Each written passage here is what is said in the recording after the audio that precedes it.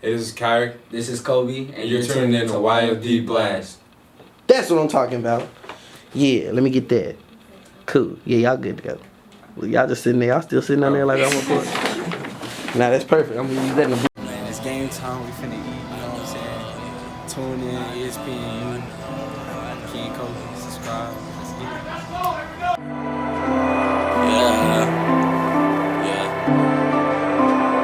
I know that my mama proud of me. I know that she proud of me. I know that she proud of me. I know that she proud. I know that my mama proud of me. I know that she proud of me. I know that she proud of me. I know that she proud. I know that my mama proud of me. I know that she proud of me. I know that she proud of me. I know that she proud. I know that my mama proud of me. I know that she proud. So, to my left, who do we have sitting here? Kyric McGowan. I'm from Dalton, Georgia. I'm number 8. I play football at Northwestern. I'm Kobe McGowan. I'm from Chattanooga, Tennessee, number 6, and I play at Cornell University. Okay, turn up. So, now let me ask you, so what positions do you play? I play wide receiver. Cornerback, Okay, how old are you? And I'm 19. 19. But Really? I'm a few months older, so So, yeah. just by a few months though. But so y'all not twins. Well, I guess you can't be twins with y'all a few months. I Wait. guess. You can call it whatever you want. Okay. So, I mean, how did y'all get started in football? Since a young age, anytime like I come up to Chattanooga, my dad would take both of us usually to like a recreation center and like just like start working on a craft at a field there, and then just take those skills like back to like our education setting and like within our schools, and then just using that there and then just like working against each other like while growing up. I would say like just starting off early around 3 or 4, with organized football and just being around, like he said, recreation sports, and he would bring us there, and then we would do flag football at the recreation centers in the summer, and just doing that kind of got us into the swing of football. So. Awesome. So did I guess what part did the recreation center play in I guess your development and the love of football?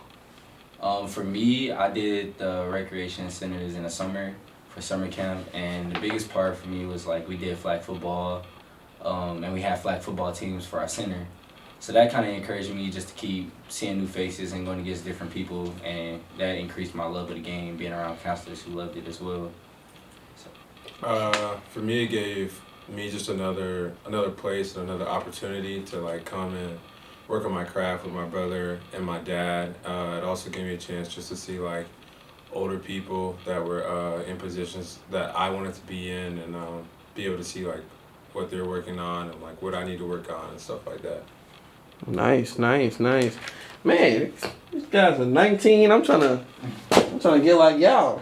Shoot, I'm 25. I need to get in the gym. Ugh. All right. So I mean, looking at I guess looking at the past and looking at now where you are now. I mean, what are the differences between playing at a high school level in the South and then also playing at a collegiate level up north? I would say the biggest difference I see is the speed of the game from high school to college, just because in college everyone's big, like everyone's fast, and but I feel like playing down south prepared me well because I went to like a pretty big school in Georgia, and we played against some really good competition. So the whole competition side wasn't a big wake up part, but just the overall speed and the flow of the game was my biggest adjustment. I would say the biggest difference for me was the physicality and like figuring out how to train at a different level, because in high school you could train one way and you could pretty much dominate people because of the size of everybody, but once you got to college and everybody has like the same athleticism and some people are bigger than you, you really have to like be strategic with what you train and what you work on. So I think that was the biggest difference for me, and then of course the weather in the South is like hotter and better, and then you get to the north and everything cold and you got to practice in the snow, and it's just different. But those were the biggest differences for me. Awesome, man. I couldn't do it. I don't like the north. All right. So this final question, while y'all answering while I'm talking, just kind of follow me. I know it's gonna feel kind of weird, but don't worry, it'll make sense. So now, what advice do you have for anyone that is anyone that is attending the recreation centers that are looking towards following their dreams? I would say to just make the most of the opportunities. Like when you're at those centers, like use all the resources that they provide, whether it's like just like being out there playing on the playground, swimming pools, academic services, health services, whatever it is. Just take advantage of all of those. That way, like you can be like the best well-rounded person that you can be. Because if you're like you want to be as good as you can be as a person in all aspects of life, and not just like one specific aspect. I would say paying attention to the counselors and people that's ahead of you at the recreation center, because for me that was one of the biggest things. I looked up to a lot of people that were ahead of me, and that pushed me to be a better person because I wanted to get to where they were or past them. So just seeing that and listening to what they used to say and just being involved as much as possible, do as many games and activities as you can, and just keep going, and it'll push your drive for competition and push your drive for wisdom and all that stuff. So. Awesome. Is there anything else you want to share with I mean, if you were, hypothetically speaking, if there were 1,000 kids watching this screen, is there anything else that you would like to share with them? Maybe about your experience. I would say to follow your dreams and don't let anyone tell you that like you can't reach those goals, because usually the people that tell you that you can't reach those just don't want to see you make it because they know you can reach those goals.